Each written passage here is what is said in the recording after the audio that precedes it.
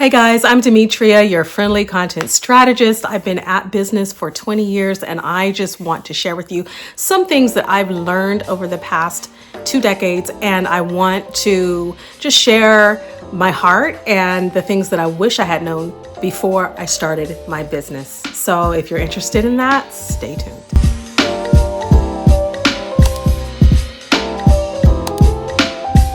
The very first thing that I wish I had known was that I didn't have to have it all figured out in the beginning and that perfectionism was going to slow me down. If I had known that, I would have just taken things by the reins and just gone with it. But I thought things through over and over and over again because I'm a deep thinker and that's just the way I roll. But I had to learn very quickly that I wasn't going to be able to get my logo 110% perfect. And honestly, nobody really even cared. And so I learned with time that there's some things that just don't matter. You don't have to be perfect and have everything figured out from the get-go. So I wish I had known that so that I could work a little bit faster with my business. My second thing is that I wish that I had known that things would take time, that it takes time to grow a reputable business that helps the masses. And then also, we're not really helping the masses. We're helping a very few specific type of people, right, in our business. So instead of trying to help everybody, we need to help somebody, right? Because if we're helping everybody, we're helping no one. So we need to help a specific type of people know your niche and know who it is that you are trying to serve. And that's where I wish I had been a little bit more strategic in the very beginning about exactly who I wanted to serve with what I had at the time, which was my web design services back in 2005. And I wanted to make sure that everybody knew that I was designing websites, but I didn't have a particular type of client in mind.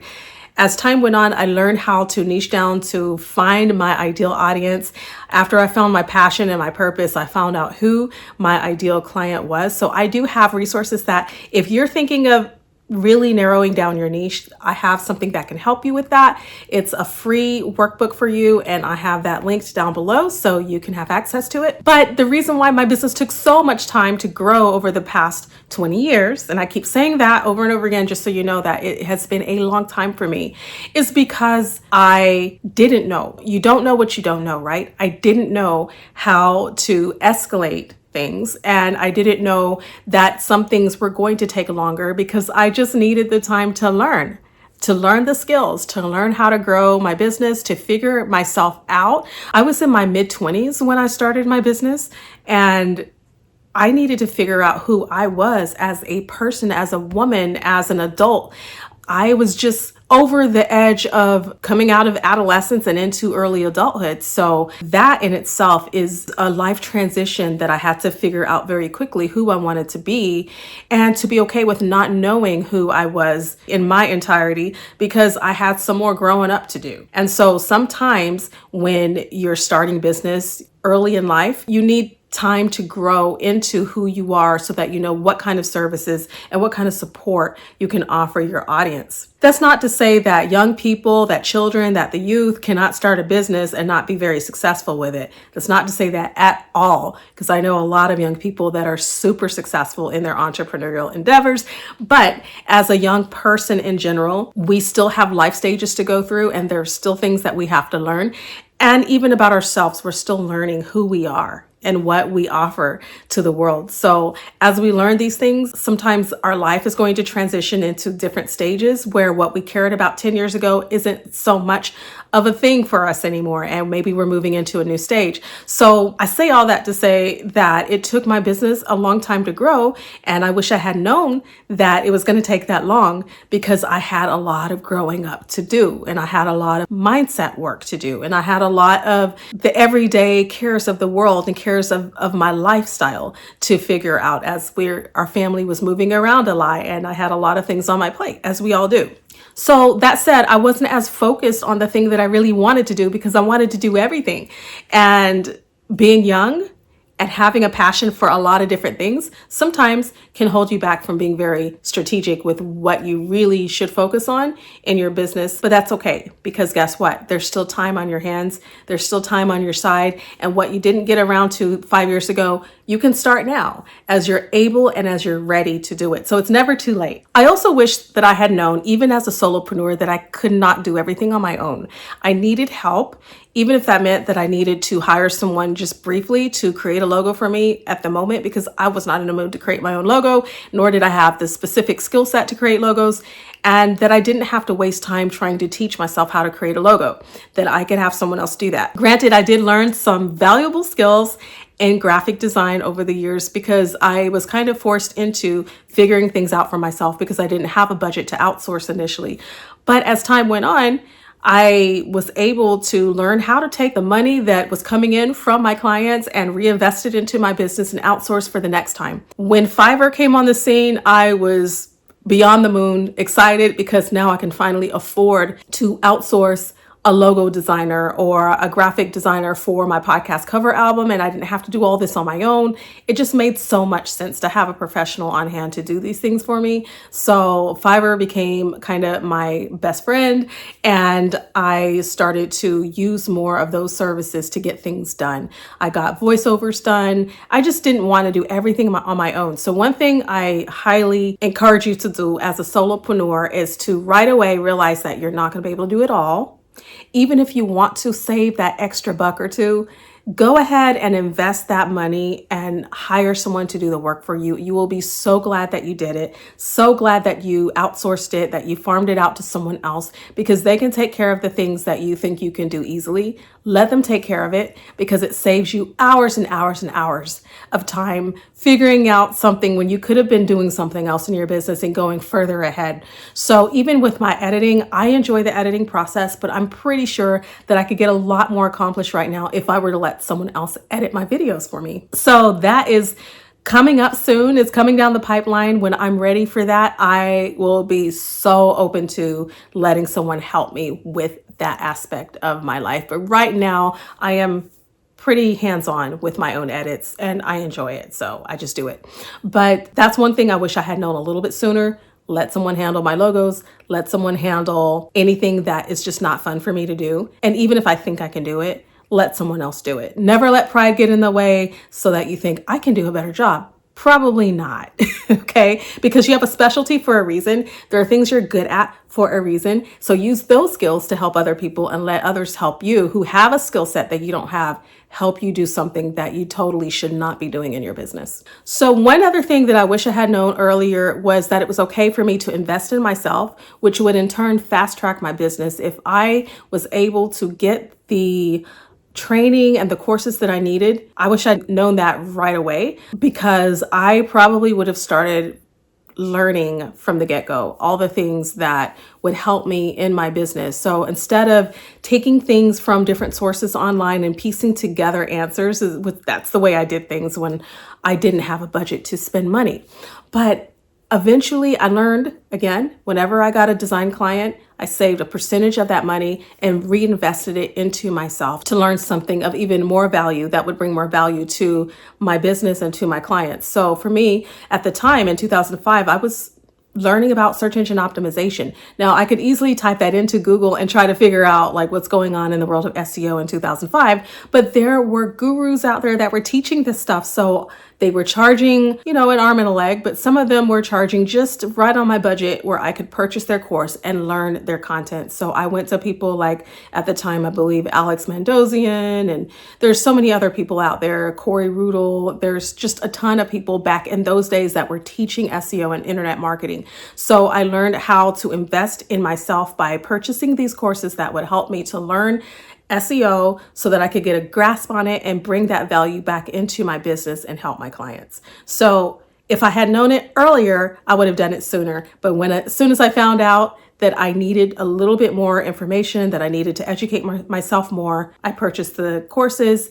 And I have been thriving ever since, because what it did is it created in me a desire to continue to better myself and become more confident in my role as a designer and as a business owner, and figuring out how to market myself. Since I'm a one-woman team and I don't have any staff, I don't have a marketing department, I am the marketing department. So I had to learn SEO, and I knew that this was an investment that would be well worth it for me. years down the road. So invest in yourself, take courses, find mentors, find coaches, find people that can help you. One thing that I do have to offer right now for you guys is my course, which is called Content with Confidence.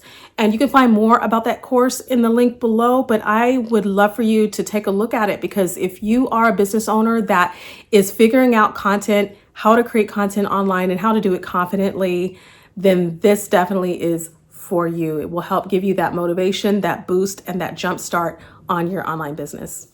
How to enjoy the process of online business. I promise you, not all of it is fun. I promise you that not every aspect of internet online business is what you see portrayed on YouTube, because it can look very, let's say, airbrushed. Let's say very fantastical, very glossy, very glamorous. YouTubers many times are only presenting what we want you to see, the version of ourselves that we want you to see, which is polished up for the camera. But if you come behind the scenes and you see our everyday life and our struggles, you'll see that it is definitely far from glamorous. And part of the hiccups in that process is we want to show you the best of us, because we're trying to convince you that there's something that you want that we can provide and offer to you. But at the same time, there's some of us who want to actually show you the reality. And that is a very fine line, to be able to show you the good and the bad and the ugly and the black and the white and all of the gray areas in between, because then it might be a bit of a turnoff to some people to think that, oh, but you're not perfect and you're not making the six figures and you're not a millionaire, so why should I listen to you? So that, I think that is one reason why a lot of content creators are afraid to show up, because we know that we are not the millionaire billionaires that some people out here who are really doing well on YouTube are. And so to compete with those voices, it makes it difficult for us to show up and think, well, what do we have to offer? But here's what I want to bring to the table. For those of us who haven't made those six figures yet for this year or for the last 2 years or whatever the case may be, that may be your goal. Maybe your goal is six figures. Some of you, your goal might be 5 figures. Some of you, your goal might be an extra $500 a month. We don't know what your goal is. Your goal is your goal, and that is personal to you.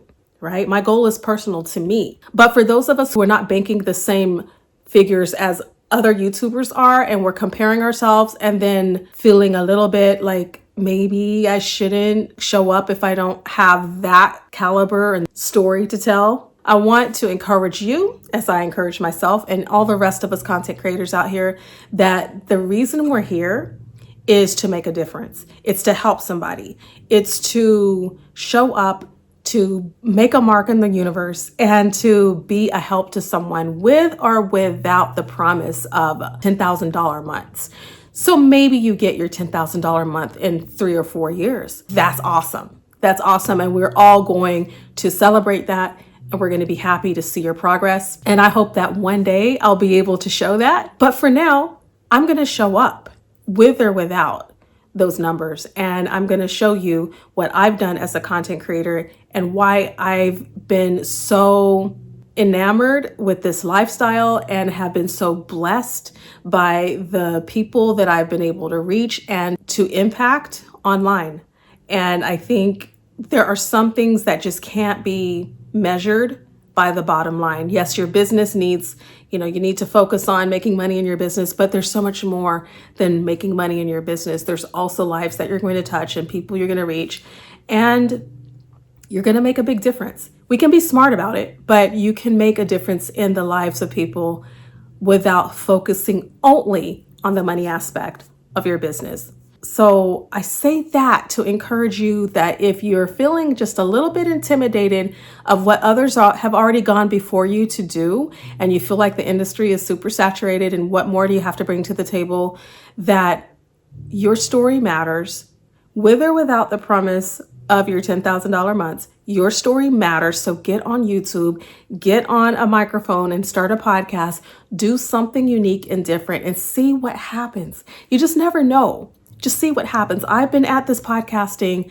for a long, long time. It's been 2 decades and I'm still doing it. And did I make $1 million from it? No, I didn't. I didn't make $1 million. And I wish I had known when I first started that this journey would be this long and take so many twists and turns, and that I'd start over 10 different brands and none of them would all be the perfect brand.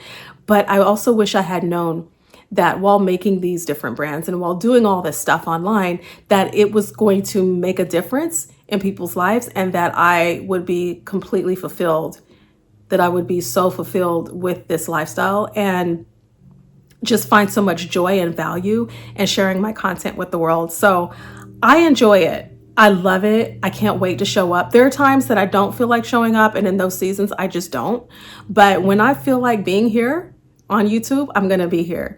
And when I feel like doing my podcast episodes, I'm going to show up and do those episodes. And I'm glad that I do.